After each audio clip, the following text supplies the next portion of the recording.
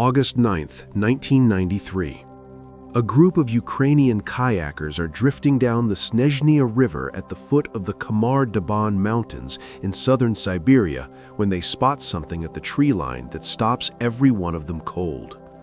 A girl, standing completely still, staring at them, covered in blood. They pull toward the bank. They get closer. The girl is 17 years old, filthy and hollowed out in the way that only happens when something has taken everything from a person and left just enough behind to keep standing. Her name is Valentina Utachenko. She has been alone in that wilderness for 4 days. The kayakers take her to the nearest police station. She files a report, and then she doesn't speak again for several days. What she had seen on that mountain explained why. 8 days earlier, on August 2, 1993, Valentina and 6 other people had stepped off a train in Irkutsk, Russia, and headed into the Khamar-Daban mountain range, a popular tourist hiking area in the Republic of Buryatia, rising above the southern shore of Lake Baikal, the oldest and deepest freshwater lake on Earth. They were students from the Petropavl Azimut Tourist Club in Kazakhstan, taking part in the Turyada, a Soviet-era program of organized mass hikes across Russia's vast wilderness. Their leader was Lyudmila Korovina, 41 years old, a master of sports in hiking, a woman who had hiked the Khamar-Daban before, who had trekked to the Tian Shan, the Altai, and the Sayan ranges, and who had personally trained every single one of the 6 students now walking behind her. If anyone could bring these kids home safely, it was her. Those 6 students were Alexander Krysin, 23, known to everyone as Sasha, the strongest hiker in the group, almost like a son to Korovina; Tetyana Filipenko, 24, Denis Shwachkin, 19, Valentina Utachenko, 17, Victoria Zelisova, 16, a girl Korovina had initially hesitated to bring because she'd struggled on a previous winter hike, but who had fought for her spot on that train. She begged to come. She pushed until she got a yes, only to find herself walking straight into a nightmare she couldn't outrun. And Timur Bapanov, 15, a child. The youngest person in that group was 15 years old. The first 2 days were better than planned.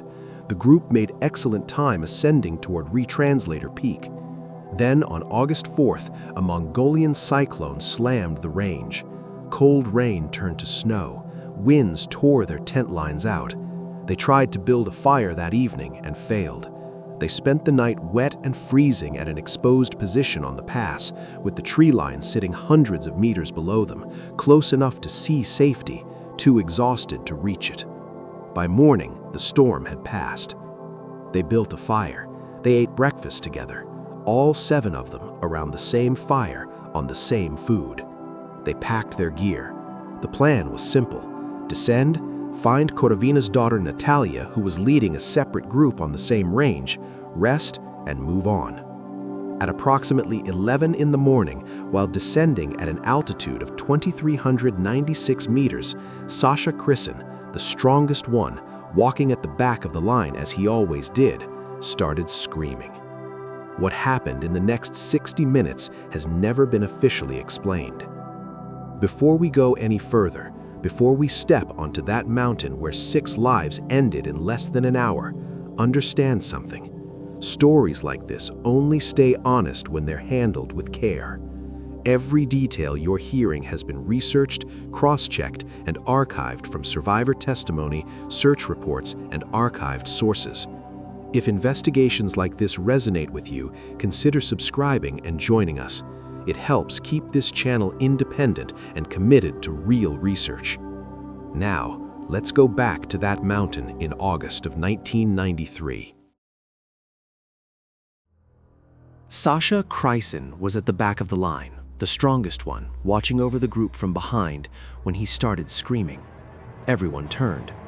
There was blood around his face and ears. He was frothing at the mouth.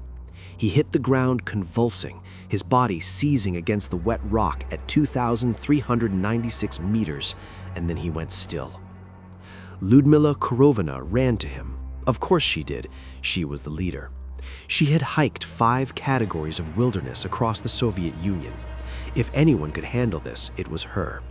She reached Sasha and a moment later cried out. Same symptoms, same violence, same terrible speed. She convulsed and collapsed directly on top of him. The woman who had trained these students, who had carried them through storms and cold and exhaustion, died on top of the boy who was almost like her own son. Tatiana Filipenko reached her first, 24 years old. She grabbed at her own throat with both hands as if something had locked shut inside it. She dropped to her knees, crawled to the nearest rock, and bashed her own head against it, over and over, until she went limp and did not move again. 3 people, in minutes, in open air, on a clear mountain descent at 11 in the morning. 16-year-old Victoria Zalesova and 15-year-old Timur Bapanov ran. There was nothing else to do. They bolted downhill away from whatever invisible thing was taking their friends apart. They collapsed before they made it 50 meters. Both of them died clawing at their own throats, throwing up blood, tearing the clothes from their own bodies as they went down. They were children. They died in the dirt of an open Siberian slope in the middle of a summer morning with their clothes coming off and their hands at their own throats.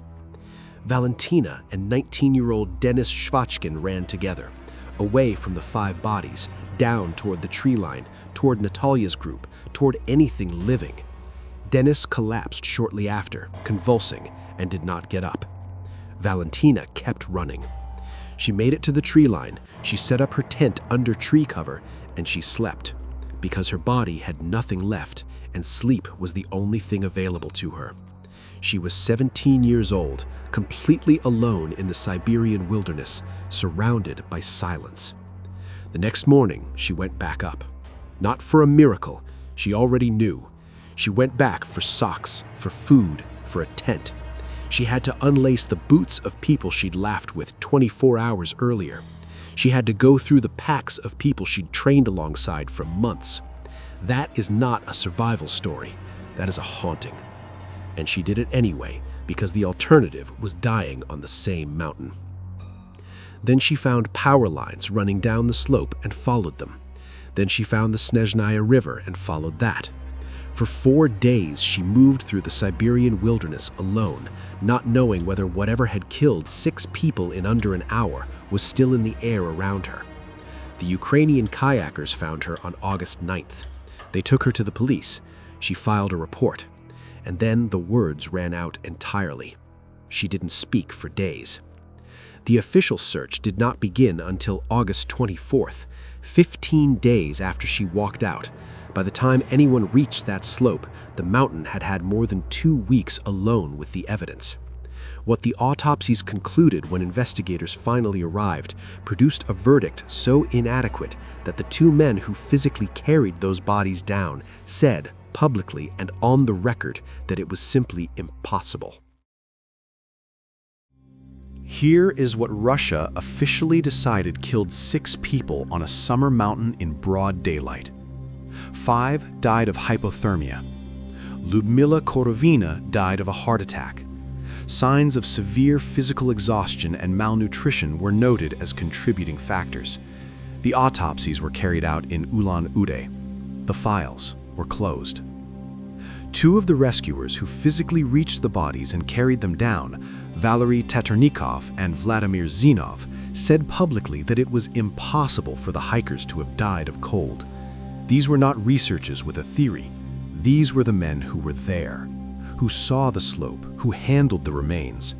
Zinov put forward his own alternative. Altitude sickness, he suggested, compounded by the severe physical deterioration of a group that had been wet, cold, and underfed for days. His colleague Tatarnikov agreed that cold alone could not account for what they found. Their objections were never formally addressed in any document made publicly available. Yuri Golias, the man who led the official search, pointed his finger directly at Lyudmila Korovina herself. His conclusion: she had been negligent. She pushed her students too hard, fed them too little. The vitamin deficiency from chronic malnutrition had left them dangerously vulnerable. In Golias's version of events, the same demanding quality her students described as what made her a great teacher was what killed them. Then, Valentina Utachenko gave her answer. In 2018, 25 years after the deaths, she sat down for an interview with Komsomolskaya Pravda, one of Russia's largest newspapers, the only living witness, the girl who was there. She rejected the theory that Kotovina was responsible. Flatly, clearly, without hesitation. She said her instructor was not to blame, and she offered what she herself believes killed her friends: high-altitude pulmonary edema, a sudden flooding of the lungs, a documented and deadly condition triggered by a combination of cold, altitude, and extreme physical exhaustion after a night spent wet and exposed at nearly 2,400 meters. It is real. It kills experienced mountaineers, and in Valentina's understanding, it is what happened on that slope. 3 people with direct knowledge of this event, 3 completely different conclusions. The theories from outside the official investigation reach further. The nerve agent hypothesis sounds like a movie plot until you remember where and when they were. 1993. The Soviet Union has just collapsed. Classified Siberian laboratories are sitting in the wilderness with nobody holding the keys, nobody signing the paperwork, nobody even sure which program belongs to which chain of command anymore. The symptoms Valentina described, frothing, convulsions, cardiac arrest, violent, irrational behavior, match organophosphate exposure. Novichok agents were developed in Soviet laboratories during that period, and the secrecy surrounding Soviet military programs across Siberia has fueled long-running speculation that unknown chemical residues could have existed in remote areas like this one. Lake Baikal, sitting directly at the foot of the range, hosted multiple Soviet industrial and military facilities during the Cold War, some of which handled hazardous materials. Is the nerve agent theory wild? In 1993 Siberia, with classified programs running unsupervised across thousands of kilometers of wilderness, not even close to impossible. The mushroom theory is quieter but equally chilling. Kotovina was a known forager who taught her students to identify edible plants and fungi. Amanita mushrooms, including varieties that look identical to edible species when immature, can cause psychosis, convulsions, and cardiac arrest in severe overdose. If a poisonous mushroom found its way into the breakfast they all shared that morning, the entire group would have ingested it together. Every theory explains something. Not one explains everything. And the only person who actually watched it happen believes it was the lungs. None of these theories have ever been formally investigated. Not one. Valentina Utachenko reached the kayakers on August 9, 1993. She was taken to the police station. She filed a report, and then she stopped talking, not because she refused, but because the trauma had taken the words from her. She did not speak for several days. That is the honest explanation for part of what followed. A 17-year-old girl in a state of profound psychological shock, unable to reconstruct where exactly on a vast mountain wilderness 6 bodies were lying. Without that information, sending search helicopters over the Khamar-Daban range was genuinely difficult. That much is documented. That much is fair. But it doesn't account for everything. The formal search, led by Yuri Golias, did not begin until August 24th, 15 days after Valentina walked out of those mountains. When it finally started, it took 2 additional days for helicopters to locate the remains. The bodies were not recovered and examined by forensic specialists in Ulan-Ude until the end of August, nearly 3 full weeks after 6 people died on an open slope at a known elevation on a documented hiking route. 15 days. In the world of forensics, that is not a delay. That is an erasure. Any volatile substance in the soil, the water, the surrounding air, or embedded in the clothing of the dead, any chemical trace, any biological marker, any toxin that might have pointed investigators towards something beyond the cold would have degraded, dispersed, or become undetectable by standard field analysis in that window. Was it a tragic logistical failure caused by one traumatized girl's silence, or was someone simply waiting for the mountain to clean itself before the cameras arrived? Drop your thoughts in the comments. I genuinely want to know if I'm the only one who finds that timeline deeply suspicious. What the search teams found when they finally arrived matched Valentina's account exactly. The bodies were scattered across the slope, separated, each one in the position they fell, not clustered together as people sheltering from cold typically are. They were partially undressed. All 6 sets of lungs were bruised. The condition of the remains after weeks of Siberian summer exposure was described by those who were there in terms none of them forgot.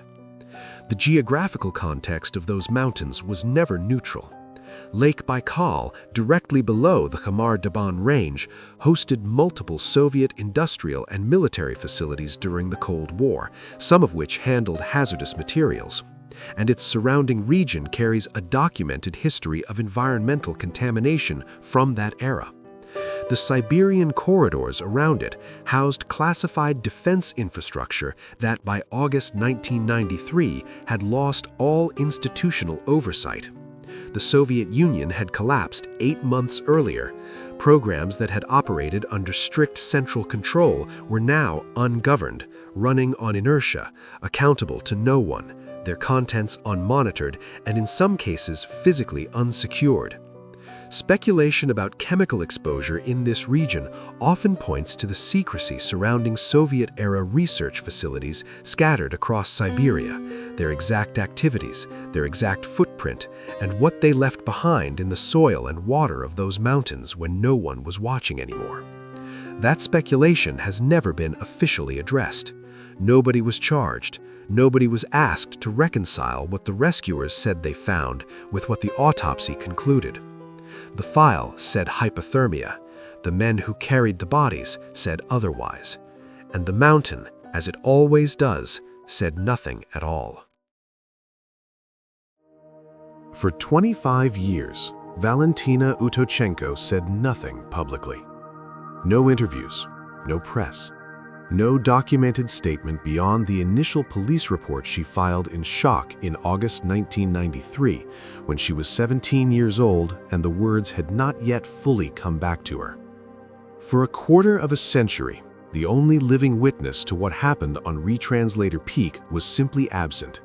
Not in the public record, not in any follow-up investigation, not anywhere that any government body with authority chose to look. Then, in 2018, Komsomolskaya Pravda, one of Russia's largest newspapers, found her and published her account. She was in her 40s. She had built a life.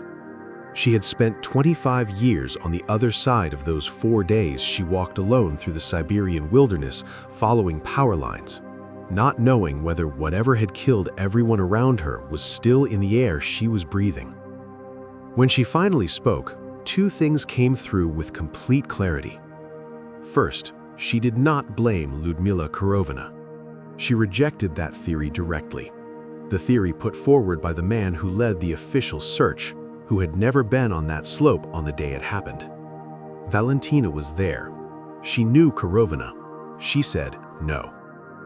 Second, her own belief, after 25 years of living with what she saw, is that they died of high-altitude pulmonary edema, a sudden flooding of the lungs, a documented and deadly condition triggered by cold, altitude, and exhaustion colliding at the worst possible moment on the worst possible morning.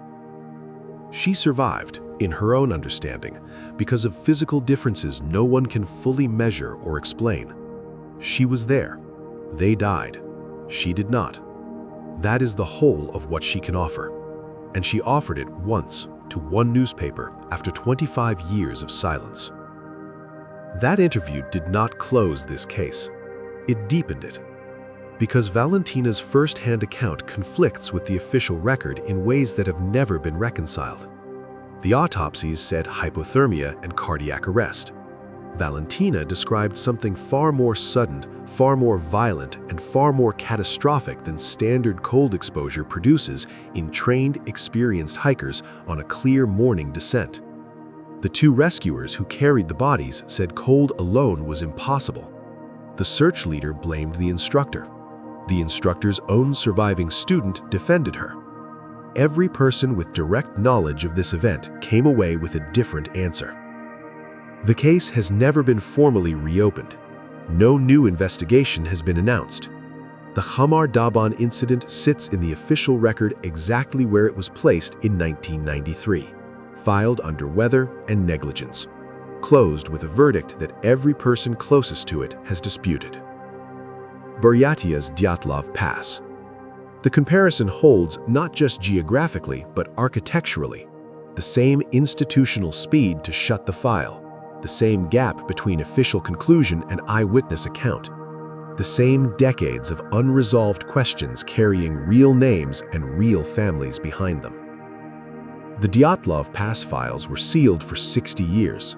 When they were finally opened in 2019, the answers satisfied almost no one. The Khamar-Daban file has been closed for 30. 6 people from Kazakhstan went up a Siberian mountain on a summer morning in 1993.